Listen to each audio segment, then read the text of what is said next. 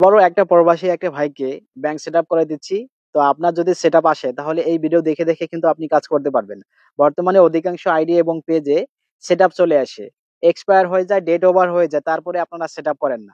আপনি যদি এখান থেকে ইনকাম করতে চান তাহলে অবশ্যই আপনাকে দ্রুত সেটআপ করতে হবে। ফেসবুক আপনাকে ইনকাম করার জন্য সুযোগ দিচ্ছে কিন্তু আপনি কাজে লাগাচ্ছেন না। তা চলুন প্রসেসটা দেখাই যে সঠিকভাবে কিভাবে আপনি পে আউট সেটআপ করবেন, কিভাবে ব্যাংক সেটআপ করবেন।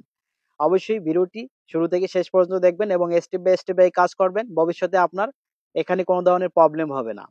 তো ভিডিওটি শেয়ার করে প্রোফাইলে রেখে দিন। যেকোনো সময় আপনার কাজে লাগতে পারে।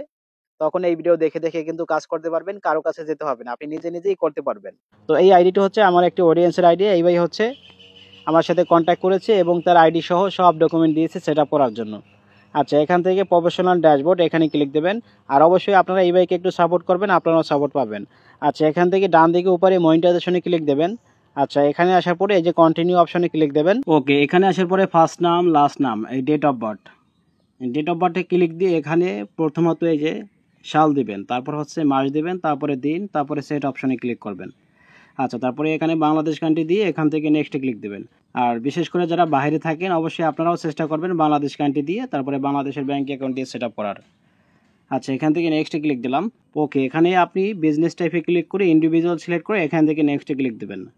ওকে, এখানে আসার পরে ফার্স্ট নাম, লাস্ট নাম যদি মিডল নাম থাকে তাহলে দিতে পারেন, আর না থাকলে দেওয়া লাগবে না। আচ্ছা, তারপরে এখান থেকে নিচে যাবেন। এই যে প্রাইমারি অ্যাড্রেসের জায়গায় গ্রাম, পোস্ট, থানা, জেলা এগুলো দিবেন ইংলিশে। আপনার আইডি কার্ডের পিছনে দেওয়া থাকে, ওগুলো দেখে দেখে ইংলিশে টাইপ করে দিয়ে দেবেন। তারপরে সিটি আপনি লিখে দেবেন। তারপরে হচ্ছে ডিভিশন। ডিভিশন অপশনালভাবে আপনি আপনার ডিভিশন সিলেক্ট করবেন। তো আমার যে অডিয়েন্স তার ডিভিশন হচ্ছে বরিশাল, বরিশাল দিলাম। তারপরে হচ্ছে এখানে জিপ কোড দেবেন। এই জিপ কোড আইডি কার্ডের পিছনে দেওয়া থাকে। তারপরে এখানে একটা ফোন নাম্বার দিবেন, তারপরে একটা জিমেল দিবেন। আচ্ছা, তারপরে নিচে হচ্ছে এই যে 3 সার্টিফিকেটের নাম্বার দিতে হবে। তো আপনি যার ব্যাংক অ্যাকাউন্ট দিয়ে, যার আইডি কার্ড দিয়ে আপনি ব্যাংক সেট আপ করবেন, তার নামে একটি 3 সার্টিফিকেট তৈরি করতে হবে। তার আইডি কার্ড দিয়ে এই ধরনের একটি 3 সার্টিফিকেট তৈরি করবেন। যারা তৈরি করতে পারেন না, আমার এই পেজে ভিডিও আছে, আপনি ভিডিও দেখে দেখে করতে পারবেন, অথবা পার্সোনালিভাবে যদি আমার কাছ থেকে তৈরি করতে চান তাও পারবেন। আচ্ছা, এখান থেকে এগুলো আমি ক্যান্সেল করে আমি দিয়ে দিচ্ছি। এই যে 3 সার্টিফিকেটের নাম্বার দিলাম। আর নিচে এইটা হচ্ছে অপশনাল, এখানে দিলেও হবে না দিলেও হবে। তারপরে এখানে একটি টিক মার্ক দেবো, তারপর এখান থেকে নেক্সট ক্লিক দেবো। ওকে, এখানে আসার পরে এই যে ম্যানুয়াল লিঙ্ক ব্যাংক অ্যাকাউন্ট এখানে টাচ করবেন। তারপরে জাস্ট একটু ওয়েট করবেন। আচ্ছা, নিচে আসার পরে এখানে প্রথমত আপনি সুইপ কোড দেবেন। তো যে কোনো ব্যাংকের আলাদা আলাদা সুইপ কোড থাকে, আপনি গুগলে সার্চ করবেন। এই যে গুগলে সার্চ করবেন, আপনার যদি অগ্রণী ব্যাংক হয় অগ্রণী ব্যাংক সুইপ কোড লিখে সার্চ করবেন। দেন এখান থেকে এই সুইপ কোড আপনি কপি করে নেবেন। দেন এখানে আসার পরে সুইপ কোড দেবেন। তারপরে হচ্ছে ব্যাংক অ্যাকাউন্টের জায়গা দুইটা দেখাচ্ছে, এখানে কিভাবে দিবেন। তো প্রথমত এখানে ব্যাংক অ্যাকাউন্টের নাম্বারটি দিবেন। সেম ব্যাংক অ্যাকাউন্টের নাম্বার আবারও দিবেন, মানে প্রথমবার দিবেন, দ্বিতীয়বার কনফার্ম করবেন। এখানে আবারও দিয়ে কনফার্ম করতে হবে। কনফার্ম করার পরে এখন এই লিঙ্ক পে আউট মেথডে ক্লিক দেবেন। তো এইটা কিন্তু নতুন আপডেট, আগে কিন্তু এভাবে ছিল না। আগে কিন্তু একবার দিলেই কিন্তু হয়ে গেছে, আর এখন কিন্তু দুইবার এখানে দিতে হচ্ছে। আচ্ছা, যাই হোক, এখান থেকে লিঙ্ক পে আউট মেথডে ক্লিক দিলাম। ওকে, এখানে আসার পরে অ্যাড ট্যাক্স ইনফো জাস্ট এখানে ক্লিক দেবেন। আচ্ছা, এখানে যদি নাম্বার পাসওয়ার্ড চায়, নাম্বার পাসওয়ার্ড দিয়ে আপনি লগ ইন অপশনে ক্লিক দেবেন। ওকে, তারপরে এখানে নিয়ে আসবে। আসার পরে এখান থেকে কন্টিনিউতে ক্লিক দেবেন। দেন আবারও কন্টিনিউতে ক্লিক দেবেন। ওকে, এখানে আসার পরে এখান থেকে নো সিলেক্ট করবেন।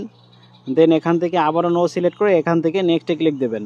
ওকে, এখানে আসার পরে এই যে সিলেক্ট অন এখানে ক্লিক করে এখান থেকে বাংলাদেশ দেবেন। আচ্ছা, তারপরে নিচে এখান থেকে নেক্সটে ক্লিক দেবেন। দেন আবারও এখান থেকে নেক্সটে ক্লিক দেবেন। দেন এখান থেকে আবারও নেক্সটে ক্লিক করবেন। ওকে, এখানে আসার পরে এখান থেকে 0% সিলেক্ট করে এখান থেকে নেক্সটে ক্লিক করবেন।